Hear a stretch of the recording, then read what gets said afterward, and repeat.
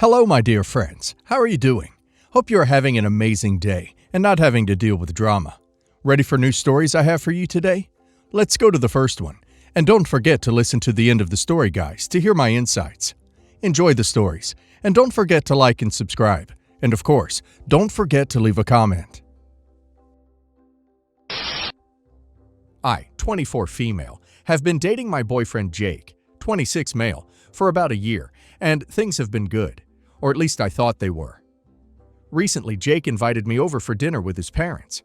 It was supposed to be a formal introduction, since his mom apparently wanted to finally get to know me properly. I was nervous but excited. I dressed nicely, brought a bottle of wine, and came with my best manners. Now for some background. My dad works as an LPG delivery man. It's tough work, long hours, physically exhausting, and dangerous at times. But he's done it for over 20 years to provide for our family. My mom used to stay home when we were little, but now helps run deliveries and manage the logistics. They've always made ends meet and did everything to put me through college. I went to a decent state university, got my degree, and I'm working in my field now. Anyway, dinner started off stiff. His mom kept asking very pointed questions: where I went to school, how much I make, whether my degree is useful, etc. Then came the question, "And what do your parents do, dear?" I answered honestly. My dad delivers LPG tanks, and my mom helps manage the delivery routes. His mom blinked slowly and said, "Oh, I suppose that's very hands-on work." I kind of smiled awkwardly and said, "Yeah, they work really hard. They made a lot of sacrifices so I could graduate debt-free." She pursed her lips and said, "Well, that's admirable. I guess everyone does what they can." His dad then chuckled and said, "So you're the daughter of the gas man, huh?" That's a new one. Back when I was young, folks like that didn't aim quite so high. I was stunned. I laughed a little out of pure shock and said, "Excuse me?"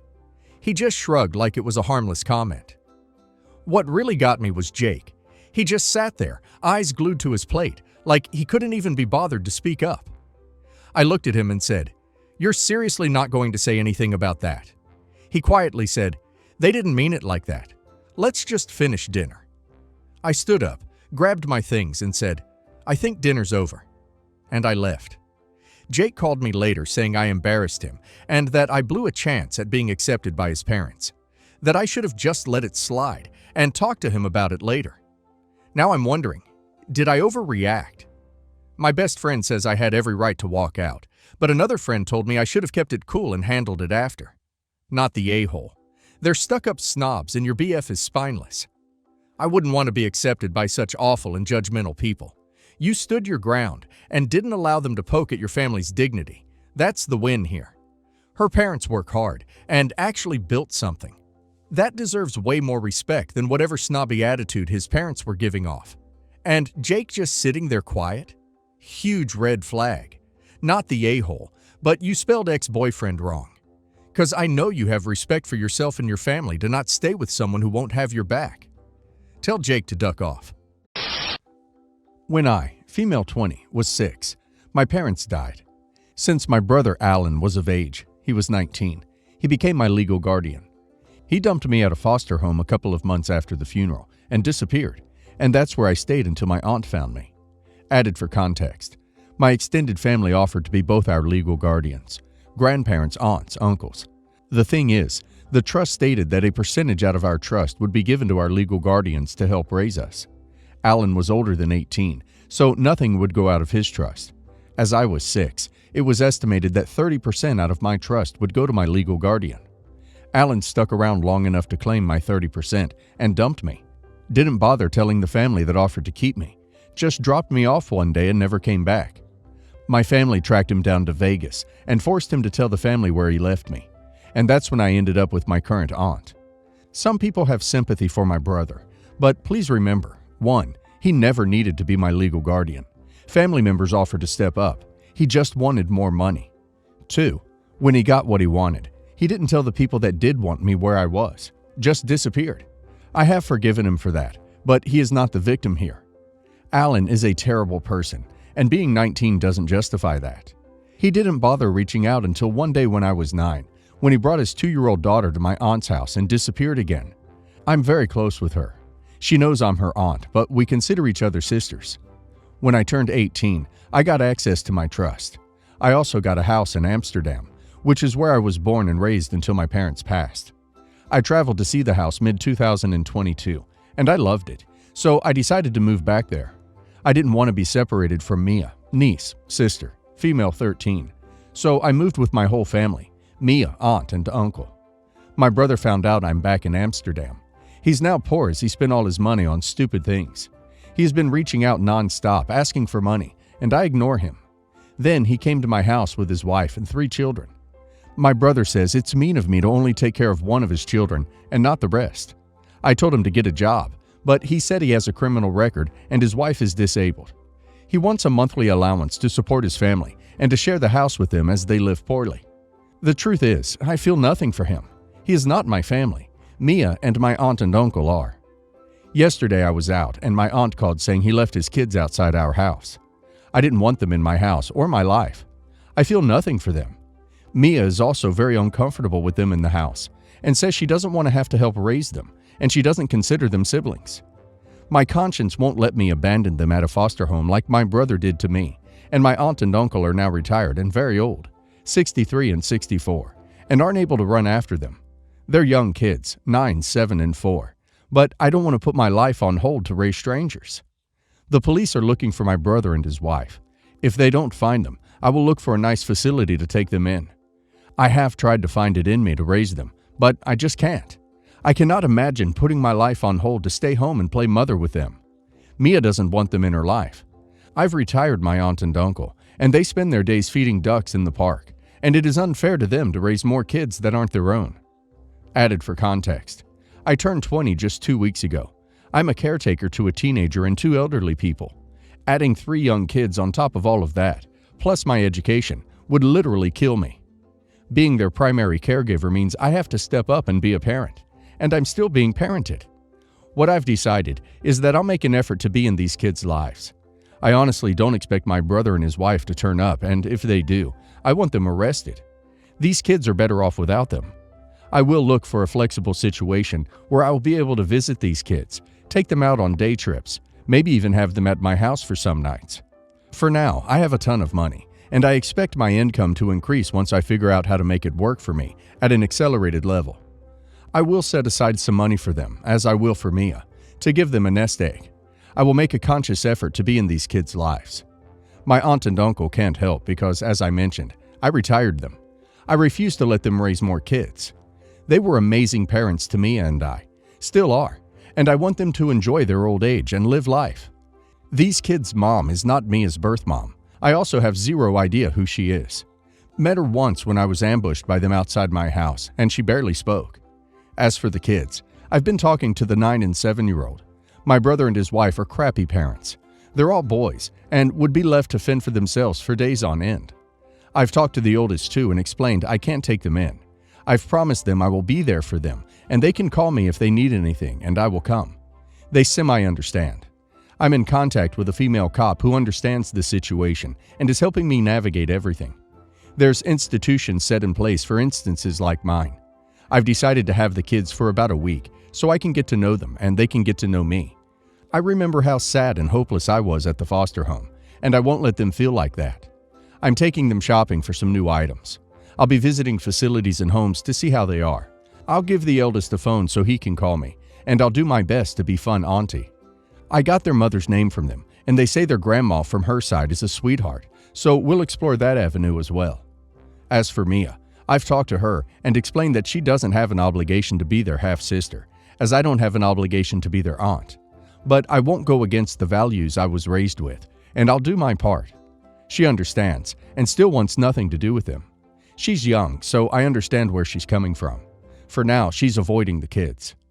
I've discussed this with my 3 cousins, kids to my aunt and uncle. 2 of them say I have no duty to these kids, and my feelings are valid. One says I'm the a-hole here, as it's my duty to step up and raise them, the same way her parents did. Added context. I told his cousin her parents took me in when they were 49, and I was just one child. We haven't spoken since, but hopefully that will give her some perspective. On another note, My other two cousins know of my plan and will fly to Amsterdam at some point, maybe Christmas time, to meet the kids. They've also sent some money to take the kids out, get some new stuff. It's very sweet of them, but we were, after all, raised by the same set of parents. So, would I be the a-hole if I refused to raise them? You're barely an adult with one kid already. I don't think you'll be the a-hole. Your brother is for sure. Not the a-hole. Not the a-hole. Ultimately, you need to do what is right for you and them. It is not your responsibility to raise them. It's your brother's, and he's left you in a horrible position. If any family start calling you an a-hole, then suggest that they can raise 3 kids they don't know. Not the a-hole. Your aunt and uncle raised his first kid. You didn't agree with raising 3 kids. As for your cousin who is telling you to raise them, ask that cousin if she would raise them with you. I guarantee they will refuse. However, you, Mia, aunt, and uncle, should make an effort to be a regular part of their life and be a support system. But it is understandable to not want to or be able to be guardians for any reason. Not only did my ex move to another state to be with another man, but she also completely ghosted me. While we were together, I would help her elderly parents out with things around the house that needed to be fixed, handyman stuff. Her parents were always very nice to me, and I continued to help them after she bounced. I made an agreement with her parents that I would never ask anything about her, nor that I be told about anything going on in her life. I also didn't want them to tell her about anything going on in my life, or that I was continuing to help them with things. 2 years have gone by, and I fixed leaky sinks, taking care of various things around the house, and, when it snows, I'm always there to shovel. Corner house, enough said. A few months ago, I agreed to install a new faucet on one of their sinks. The faucet they purchased had the wrong connectors to connect to the existing copper piping, so I wasn't able to install it right away. The first time I came back, I'd purchased adapters to mount it, and the adapters had the wrong threading. After another week or so, I came back with more adapters, only to find out that they were straight thread and not pipe thread, so they leaked at the joint. Unable to get the proper adapters, I'd gotten a little frustrated. Then some personal matters came up, and I put the sink on the back burner. Just to be clear, every time I failed an attempt to mount the new faucet, I would remount the original, so I never left them without a functioning faucet. The other day, a friend let me know that there was a post directed to me on one of her socials. It was a rant about how I shouldn't promise to do things for her elderly parents if I wasn't going to, and that I wasn't hurting her by hurting them. Obviously, that meant they were telling their daughter that I'd been helping them. The main reason for the agreement was to facilitate cutting ties with their daughter. I didn't want to be accused of trying to stay in her life or trying to keep tabs on her. I was helping her parents because they're good people that need the help.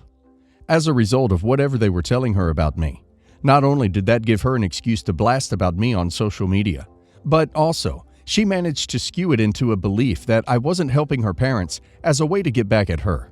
So, to me, I did the only logical thing. I went over to her parents' house and reminded them of our agreement, of how they weren't supposed to mention anything about me to their daughter, and that because of this betrayal, I will no longer be able to help them with anything around the house. I was polite and cordial about it, but still have a bad taste in my mouth. After I had left, her mother sent me a series of text messages apologizing, telling me that I was one of the only people they trusted to come into their home and fix anything. Am I going too far by walking away from them? Not the a-hole. You sound like a nice guy, and they took advantage of that. I would tell them, you may trust me to fix stuff in your house, but I can't trust you to keep your word. Ask your daughter for help. Not the a-hole. You did this to get away from her. They'll have to pay someone else to do the work you did for free. It's not your job. Not the a-hole. Not only did they betray your trust and boundaries, but they were clearly also complaining about you to their daughter. Way to bite the hand that feeds you. You are not responsible for them. You were doing an incredibly generous thing, and they didn't appreciate it. Bye-bye. A year ago, I bought what I see as a 26-year-old girl's dream home. At the same time, my 22-year-old sister was graduating college, with no money and no job, and needed a place to stay. We agreed that she could move in with me, and after getting a job, would start paying rent until she got back on her feet. She got a job as a substitute teacher, but was only making $14 an hour. This worked for some time with no issues, until about 3 months ago when she hit rock bottom. She informed me that she could no longer afford to pay rent. At the same time, it was her birthday, So I told her that I would give her 1 month free from rent for her birthday. The following month, she was still struggling, which I hate to see. So I made a deal that if she didn't pay rent again, that she would use the rent money to put towards her debt. She agreed. Now it is month 3. She recently downloaded Tinder and allowed a random guy into my home to sleep with him. Now she is pregnant, after not taking her birth control correctly, not wearing a condom, and not making the man pull out. She has told me that she wants to keep the child. I only have one other room as a guest room, and she wants to use that room as the nursery. I mentioned having the child's crib in her room as to keep the guest room for family, friends to come stay and help with the child, or just if they needed it. But she was very unhappy about this option and did not want to give up her room for the child. Over the last few months, I have had tens of thousands of dollars worth of problems arise, to include having to get a brand new roof, etc. Now, with all the extra payments I have, on top of my sister no longer being able to pay rent, and a soon-to-be newborn, I will likely have to sell my house to be able to afford to take care of my sister and her newborn. It is not my job, but I don't want to see her fail. I want her to have a stable living situation. My parents live far from us and cannot afford to help, and although the baby daddy wants to be involved, she just met him and knows nothing about him or his living situation. We have a close relationship, and I want to support her when she needs it. But I am now at risk of having to sell my house and find a new place to live in order to be able to help her. She is not helping herself, though, by finding a new and higher-paying job. She keeps saying she will get to it eventually, in regards to getting medical insurance for the baby. She is still under my parents' insurance, and much more, which proves she is not ready maturity-wise. I'm at a loss, because I don't want to give up my dream home and my life for a mistake that I had no part in. But I also never want to see anyone else struggle or have hardships if I can help in some way. I work full-time on top of overtime already, and now have applied for a weekend evening serving position to try and make extra money before things tank. But would I be an a-hole if I kick her out, or force her to pay rent when she doesn't have the money and needs to save before having a baby? I don't want to give up my dream home and my life for a mistake that I had no part in. Then don't. Please kick her out now. You won't be able to make yourself do it after she has the kid. Not the a-hole. Why should you pay for your sister's life choices? Holy crap, your sister put you in an awful situation. Not the a-hole. It's wonderful that you want to help, but you should not have to sell your home to support her. You should not have to work extra to support her. Sit her down, tell her the situation you are in, and give her the options. Do not offer to sell your house to support her, then hold her to it. Not the a-hole. Look, you are not financially responsible for your sister, and it's clear she's taking advantage of your kindness. I would put money on it that she's expecting you to pay for not only her needs, but the baby's as well. With that in mind, I would definitely encourage you to give her notice to move out, regardless of her ability to pay rent. It's just not your job to pay for her and her baby, not your obligation, and your sister will learn nothing if you continue to pay her way. You are young and just starting out yourself. You don't need this financial burden that will hinder your own personal financial growth. Your sister is an adult and needs to figure this out for herself. Maybe she moves to wherever your parents live. Otherwise, I would shift your help to strictly helping her find financial aid resources and housing. I, 42 male, am completely at my wit's end. I have 2 children, a 13-year-old daughter and a 4-year-old son. I feel like my daughter is a big baby who can't handle any kind of criticism. My wife says it's not that she can't handle criticism, it's that I'm hypercritical of her. I don't think that's true at all. I'm trying to help prepare her for the real world, but my wife and my ex have said constantly criticizing her isn't helping her. Last week, she brought home a C on a test. I made her redo it until she got it all right. When I asked why that was so hard, she told me that I could have asked why she didn't understand and actually helped her instead of barking orders at her. I said I don't like her tone, and she just grabbed her stuff and left. I went to go punish her for her disrespect, but I overheard her on the phone with my ex saying how much she hates it here and how she wants to go home and stop visiting me because, and I quote, "He treats me like crap and never sees that I'm not the problem. He is." I got mad she wasn't taking responsibility and told her fine and took her home, and in my anger sent her a text saying since she was being disrespectful, I didn't want her to come back either. She's supposed to come this weekend, but she's refusing. She's saying that I said I didn't want her to visit either, so she wasn't. My ex said she had already spoken to her lawyer and forwarded him my text, which states in writing I didn't want her back. I'm furious. My lawyer is saying I messed up by doing that, and my wife is saying I should use this time to take accountability instead of passing it off on a kid. I said she should be supporting me, but she just said she couldn't support a-hole decisions. I shouldn't have sent the text, but otherwise, I don't really think I was wrong. So, am I the a-hole? You're the a-hole. I made her redo it and asked her why that was so hard. Watch your tone, dude. Like, you have no respect for her as a person. You lash out in anger at a kid who doesn't have the life experience to act like an adult, because she's a kid. You're not trying to teach or assist. You want obedience. Get a dog. You're the a-hole. Your wife, ex-wife, and child have all come to the same conclusion, that you were the problem. Only you refuse to see it. Your parenting approach clearly isn't working, as you've pushed your child away to a point that they don't want to be around you. Congratulations. You can either accept you are wrong and change, or lose your daughter. It's up to you. You're the a-hole. I hope your ex is able to amend the visitation, so that your daughter isn't forced to endure your toxic and emotionally cruel parenting any more than absolutely necessary. By the way, she sounds like an incredibly articulate 13-year-old. Too bad you can't see her strengths.